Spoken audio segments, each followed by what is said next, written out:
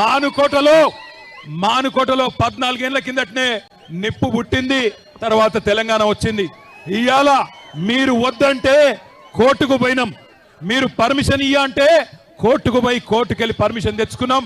1000 మంది అనుకుంటే 25,000 మంది తరలి వచ్చి ఈరోజు బ్రహ్మాండంగా ఈ ప్రభుత్వం మీద ఎంత కోపం ఉందో, ఈ ప్రభుత్వం మీద ఎంత వ్యతిరేకత ఉందో ఇవాళ ఈ మానుకోట మహాధర్నా చూస్తేనే అర్థమైతా ఉన్నది. నేను మీ అందరితో ప్రార్థించేది ఒకటే, తప్పు జరిగింది, మోసపోయినాం, పర్వాలేదు, ఏమి ఇబ్బంది లేదు, 4 ఏళ్ళు గట్టిగా కొట్లాడదాం. ఒక లగచర్ల కాదు, ఎక్కడ అన్యాయమైన గొంతిప్పుదాం. మొన్న లగచర్ల ఆడబిడ్డలు, మా బంజారా ఆడబిడ్డలు, మా బంజారా ఆడబిడ్డలు, ప్లీజ్ మాట్లాడి, గొంతు పోతుంది, మాట్లాడి.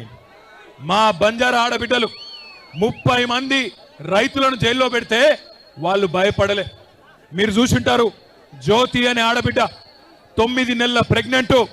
ఆమెను మేము అన్నాం, వద్దులే అమ్మా, నువ్వు ఉండు, ఢిల్లీ దాకా ఎందుకు ఉండు తల్లి అంటే, లేదన్నా నేను బంజారా బిడ్డను కొట్లాడతా, తప్పకుండా రేవంత్ రెడ్డి భరతం పడతా అని చెప్పి ఢిల్లీ దాకా వచ్చింది.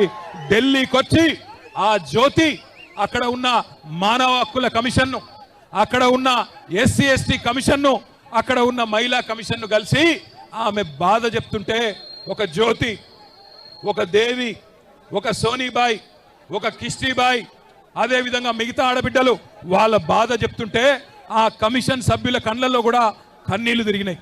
వాళ్లకు కన్నీళ్ళు వస్తున్నాయి, కానీ ఇక్కడ ఉన్న రేవంత్ రెడ్డికి కానీ, ఇక్కడ ఉన్న కాంగ్రెస్ ఎమ్మెల్యేలకు కానీ గిరిజన బిడ్డల కష్టాలు కనబడతలేవు. అందుకే నేను అనేది, లగచర్లలో జరిగింది ఇవాళ రేపు మనకు కూడా జరగచ్చు, రేపు మానుకోటలో కూడా జరగచ్చు, రేపు మిర్యాలగూడలో జరగచ్చు, సాగర్లో జరగచ్చు, రాష్ట్రంలో ఎక్కడైనా జరగచ్చు. అందుకే ఒక దగ్గర ఒక్కలకు అన్యాయం అయితే, ఎట్లయితే ఒక కాకికి దెబ్బ తగిలితే 100 కాకులు వచ్చి కావు కావుమని కాపాడుకుంటాయో, అట్లాగే తెలంగాణలో ఏ గిరిజన బిడ్డకు అన్యాయమైనా, ఏ గిరిజన ఆడబిడ్డకు అన్యాయమైనా రాష్ట్రం అంతా కదలాలే. మా గిరిజన అన్నదమ్ములు కదం దొక్కాలని విజ్ఞప్తి చేస్తా ఉన్నా. మీరే కదా ఆనాడు కేసీఆర్ ను డిమాండ్ చేస్తే మీకోసమే కదా 6% రిజర్వేషన్ 10% చేసింది. 6% రిజర్వేషన్ చేసింది, 10% కేసీఆర్ గారు చేసిన మాట వాస్తవమేనా? కేసీఆర్ గారు 6% రిజర్వేషన్ 10% చేసిన మాట వాస్తవమేనా కాదా?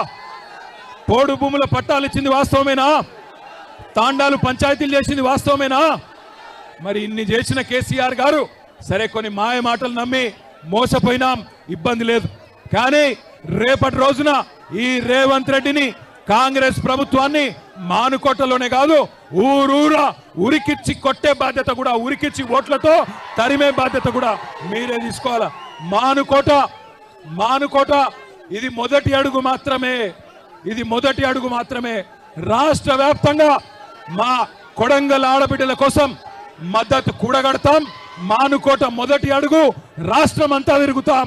రాష్ట్రంలోని ప్రతి తాండా, ప్రతి పల్లె నుంచి కూడా పెద్ద ఎత్తున రైతులను కూడగడతాం. రేవంత్ రెడ్డికి, కాంగ్రెస్ ప్రభుత్వానికి వ్యతిరేకంగా మద్దతు కూడగడతామని చెప్పి కూడా తెలియజేస్తూ